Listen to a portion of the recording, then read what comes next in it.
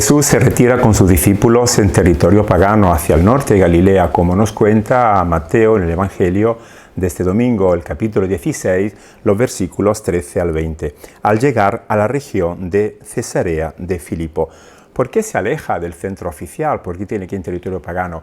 Jesús va a poner una pregunta importante a los discípulos y quiere que estén lejos de esta influencia de la doctrina de los fariseos, de los escribas, porque Jesús apenas les ha dicho, atentos, tenéis que tener mucha atención con la levadura de los fariseos y de los escribas, que es la hipocresía, es decir, una doctrina que está apegada a las tradiciones del pasado, que no garantiza ni permite este crecimiento humano.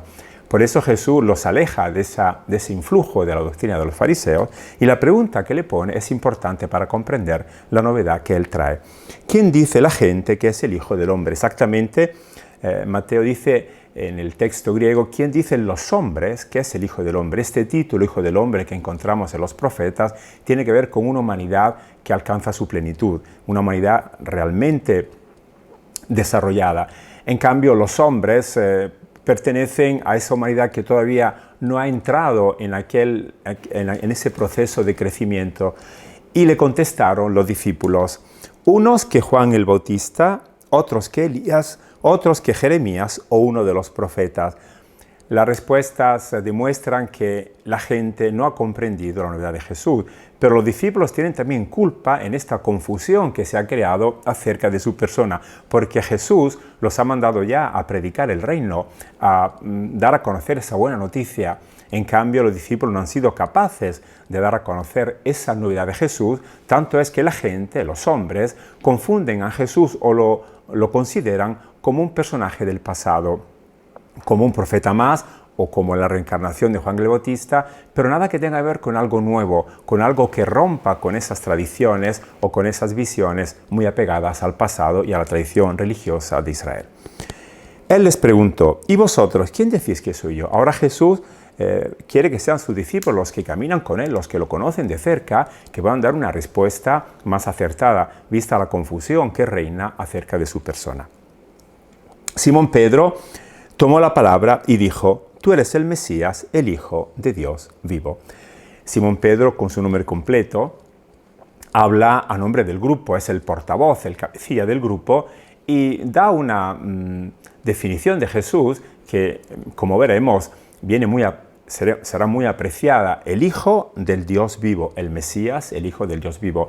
Es decir, Jesús es aquel que nos vivifica con su persona, es esa presencia de Dios que nos permite de entrar en plena comunión con Él, Solo que Pedro cree que ese vivificar, ese Hijo de Dios, tiene que manifestarse según las categorías del pasado. Por eso dice el Mesías, es decir, como ya sabemos, esta figura del consagrado que Dios tenía que enviar para que pusiera todo en orden y para que restableciera la gloria del pueblo de Israel. Jesús entonces no es el hijo de David, como se pensaba también en aquel tiempo acerca del Mesías, sino el Hijo del Dios viviente, aquel que con su presencia nos vivifica. Y Jesús le respondió, dichoso tú, Simón, hijo de Jonás, porque eso no ha salido de ti, te lo ha revelado mi Padre del cielo. Jesús aprecia esta respuesta de Simón Pedro porque lo considera una revelación de Dios mismo. Esas bienaventuranzas que ya Mateo ha presentado en su obra, dichosos los puros de corazón porque verán a Dios. Esa revelación de tener experiencia de Dios cuando uno deja que su vida pues, se manifieste con esa transparencia que permita tal experiencia de Dios mismo. Jesús aprecia esta respuesta de Simón Pedro, si bien lo llama hijo de Jonás. Es una manera un poco extraña de dirigirse a este discípulo, pero nosotros podemos comprender el porqué de esta manera de llamar a Pedro. Jonás es el profeta en el Antiguo Testamento que ha hecho siempre lo contrario que Dios le había encargado que hiciera. Por eso en Mateo recuerda cómo Pedro pertenece a esa línea de personas que pretenden imponer su visión en vez de aceptar esa revelación que Dios hace, como le ha revelado que Jesús es el Hijo del Dios vivo, que siga abriéndose a la novedad, que Jesús continúa a manifestar con su palabra y con su persona. Ahora te digo yo, tú eres piedra y sobre esa roca voy a edificar mi comunidad y el poder de la muerte no la derrotará. Jesús considera a Simón Pedro como una piedra, interesante el juego de palabras que ha usado aquí el evangelista Mateo, una piedra que sirve para la construcción, una piedra que se asienta sobre la roca, que es Jesús.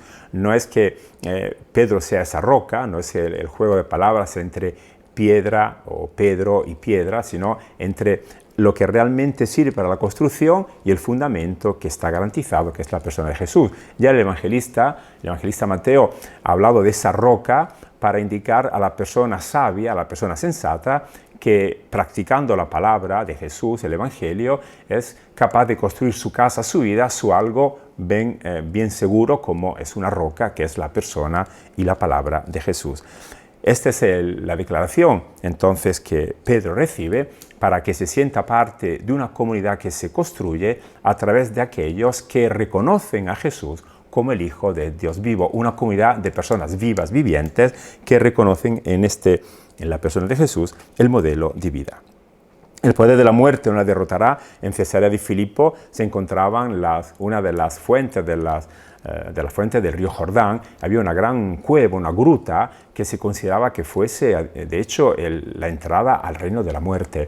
Por eso Jesús está diciendo que con lo que se construye sobre lo que es vivo, esa potencia de vida que Jesús comunica, no habrá ninguna fuerza hostil, ni siquiera la muerte, que pueda derrotarla. Esta es la garantía que Jesús da a los suyos, y esta es la buena noticia que tenemos para nosotros, que cuando construimos sobre esta roca que es la persona y la palabra de Jesús, no hay obstáculo ni la muerte misma que pueda impedirla. Y acaba el Evangelio diciendo: te daré las llaves del reino de Dios, así lo que ates en la tierra quedará atado en el cielo, y lo que desates en la tierra quedará desatado en el cielo.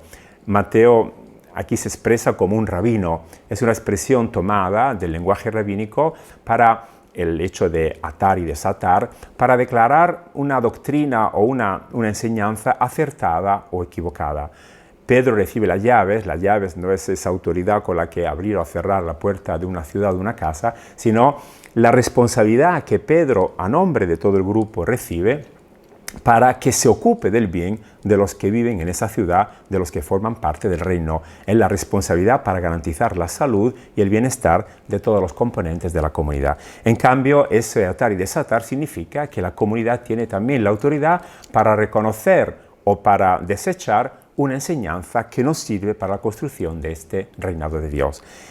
Y prohibió, así acaba el Evangelio, a sus discípulos decir a nadie que él era el Mesías. Eso demuestra que la respuesta que Pedro ha dado es en parte acertada, porque no se puede reconocer a Jesús como hijo del Dios vivo teniendo las categorías del pasado de un Mesías de poder, un Mesías de gloria, sino, como Jesús nos enseñará, un Mesías que vino a dar la vida para que todos podamos ser como él, hijos del Dios vivo.